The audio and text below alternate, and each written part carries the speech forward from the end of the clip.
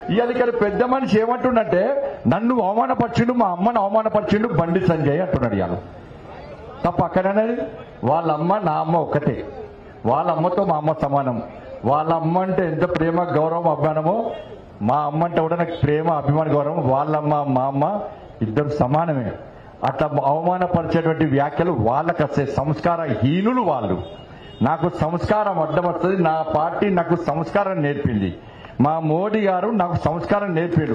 పాపం ఆయన ఏం చేసిందంటే వాళ్ళ అమ్మ పేరు వాడుకొని సింపతి కొడదాం ప్లాన్ చేస్తున్నాడు. వాళ్ళ అమ్మ మంచిగా నిన్ను నూరేళ్ళు ఆడగాడు. వాళ్ళ అమ్మ కాలు కూడా మొక్కపోయినాను.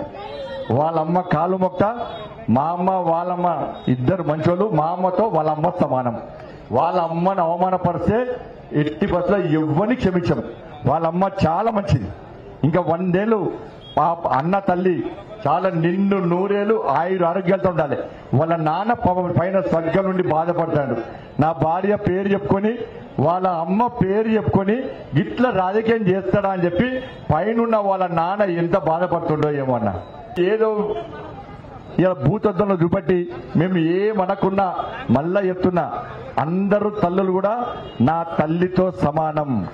అందరు తల్లులు కూడా నా తల్లితో సమానం. వాళ్ళ తల్లిని అవమానించినట్టయితే నేను నా తల్లిని కూడా అవమానించినట్టే.